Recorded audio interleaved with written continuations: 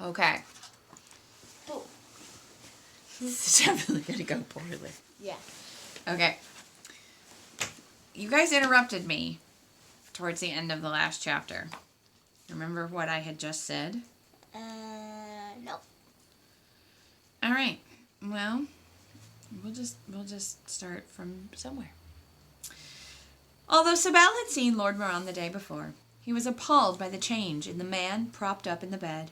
The eyes were sunken. Pain had lined his face deeply. His skin was a pale yellow, and his fingers, plucking nervously at the fur rug that covered him, were claws with hanging bags of flesh. What? Do you need to move? No. With hanging bags of flesh between the knuckles. It was as if Sibel thought all life was centered in those hands, feebly holding on to life through the hair of the fur. Well, so I'm granted my own private gala. Is that it? Well, I've no welcome for any of you. Go away. I'm dying. That's what you all wished me to do these past turns. Leave me to it. You've not named your successor, said Lord Otterell bluntly. I'll die before I do. I think we must persuade you to change your mind on that count, said the Master Harper in a quiet, amiable tone. Okay, go sit on the couch. I'm gonna eat you. Go sit on the couch. Or stop goofing off. Fine. I think the whole point of this was that she could goof off. Not to me. How? Lord Moran's snarl was smug in his self-assurance. There is friendly persuasion. If you think I'll name a successor just to make things easy for you and those dregs at Bendon, think again. The force of that remark left the old man gasping against his props, one hand feebly beckoning to Master Oldive, whose attention was on the harper. Or unfriendly persuasion, continued Master Robinson, as if Lord Moran hadn't spoken. Ha! You can do nothing to a dying man, Robinson. You, healer, my medicine. Master Robinson lifted his arm, effectively barring Burdine from approaching the sick man. That is precisely it, my Lord Moran, said the harper in an implacable voice. We can do nothing to a dying man. Sibel heard Manoli's catch of breath as she understood what Master Robinson had in mind to force this issue with Lord Moran. Burdine started to protest, but was silenced by a growl from Lord Otterell. The healer turned appealingly to Master Oldive, whose eyes had never left the face of the harper. Although Sibel had known how desperately Master Robinson wished for a peaceful succession in this hold, he had not appreciated the steel in his pacific master's will. Nabal Hold must not come into contention, not with every holder's younger sons eager and willing to fight to the death to secure even as ill-managed a hold as this. Such fighting could go on until no more challengers presented themselves. What little prosperity Nabal enjoyed would have been wasted in the meantime, with no one holding lands properly. What do you mean? Moran's voice rose to a shriek. Master Oldive, attend me! Now! Master Oldive turned to the Lord's holder and bowed. I understand, my lord, that there are many seeking my aid at the hold gates.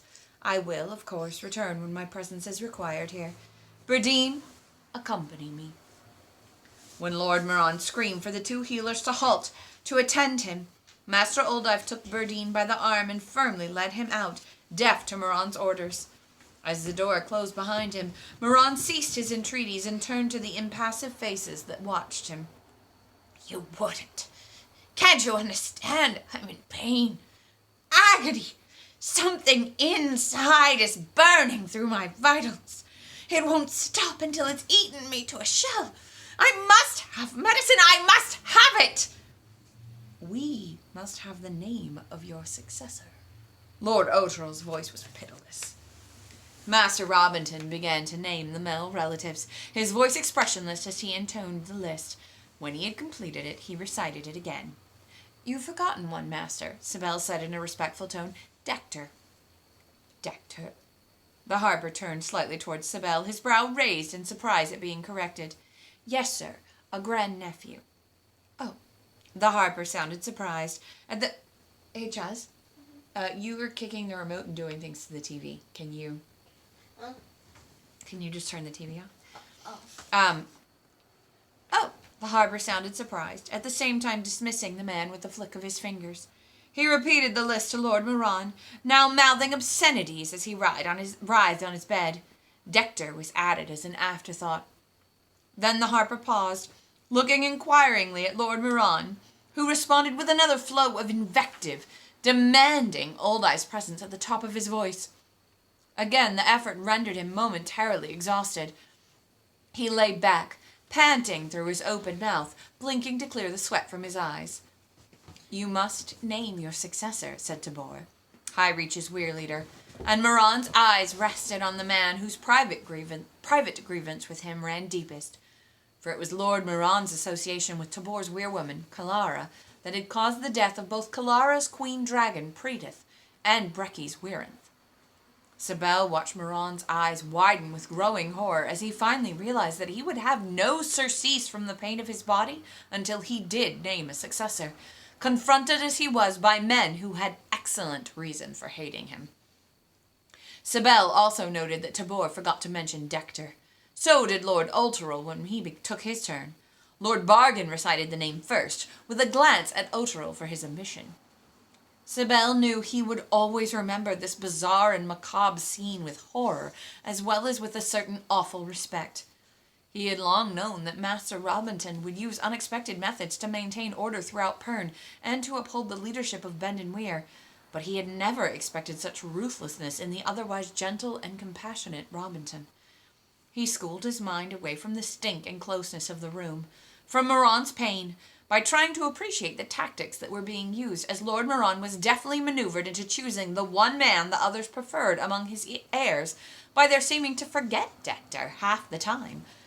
For a long while afterward, the flickering of glows would remind Sibel and Manoli of those eerie hours while Lord Moran tried to resist the will of his inflexible peers. It was inevitable that Moran would capitulate. Sibel thought he could almost feel the pulsing of pain through the man's body as he screamed out Dector's name, thinking he had chosen to displease the men who had so tormented him. The instant he spoke Dector's name, Master Oldive, who had gone no further than the next room, came to give the man relief. Perhaps it was a terrible cruelty to inflict on anyone, Master Oldive told the lords when they had left Moran in a drug stupor, but the ordeal has also hastened his end, which can only be a mercy. I don't think he can last another day.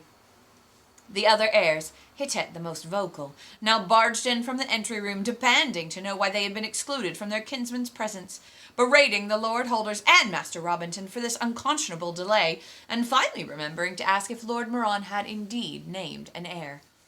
When they were told of Dector, their reactions were compounds of relief, consternation, disappointment, and then incredulity. Sibel extricated Manoli from the knot of chattering relatives and guided her to the steps down to the main hall and out of the hold where they could breathe the fresh, untainted air. A considerable and silent crowd lined the ramp, held back by the guards. At the sight of the two harpers, they began to shout for news. Was Lord Moran dead? What was happening to bring Lord Holders and the weir leader to Nabol? As Sibel raised his hands for silence, he and Manoli scanned the faces looking for Pemer in the crowd. When he had their attention, Sibel told them that Lord Moran had named his successor. A curious rippling groan came from the crowd as if they expected the worst and were steeling themselves. So Sibel grinned as he called out Dector's name. The multiple gasp of astonishment turned into a spate of relieved cheers. Sibel then told the head guard to send for the honored man, and half the crowd followed the messengers of this mixed fortune. "I don't see Pemer," said Manoli in a low, anxious voice, her eyes continually scanning. "Surely, with us here, he'd come forward." "Yes, he would. And since he hasn't..." Sibel looked about the courtyard. "I wonder..." As he twisted slowly in a circle, he realized that there would have been no way for Pemer to climb out of the hold yards. Not even a fire lizard could claw its way up the cliff above the hold windows, especially not in the dark and encumbered by a fragile fire lizard egg. His eyes were drawn by the ash and refuse pits, but he distinctly remembered their being vigorously spear-searched. His glance traveled upward and paused on the small window. "Manoli, He grabbed her by the hand and started pulling her toward the kitchen yard. Kimi said it was dark. I wonder what's... In his excitement, Sibel reversed back to the guard, hauling the complaining Manoli with him. See that little window above the ash pit? He asked the guard excitedly. What does it open on? The kitchen? That one. Not but a store's room. And then the guard clamped his teeth shut, looking apprehensively back to the hold as if he had been indiscreet and feared reprisal. His reaction told Sibel exactly what he needed to know. The supplies for the southern weir were stored in that room, weren't they?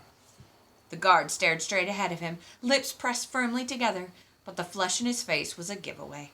Laughing with relief, Sibel half ran toward the kitchen yard, Manoli eagerly following him. You think Pemer hid himself among the stuff for the old-timers? Manoli asked. It's the only answer that suits the circumstance, Manoli, said Sibel. He halted right in front of the ash pit and pointed to the wall that separated the two pits. That wouldn't be too high a jump for an agile lad, would it? No, I wouldn't think so. And just like Pemer. But Sibel, that would mean he's in the southern weir. Yes, it would, wouldn't it, said Sibel, unutterably relieved that the mystery of Pemer's disappearance could be explained. Come on, we'll send a message to Torque to be on the lookout for that rascal. I think Kimi knows Southern better than Beauty and Rocky. Let's send them all. Mine know Pemer best. Oh, just wait till I get my hands on that young man. Sibel laughed at Manoli's fierce expression. I told you he'd land on his feet.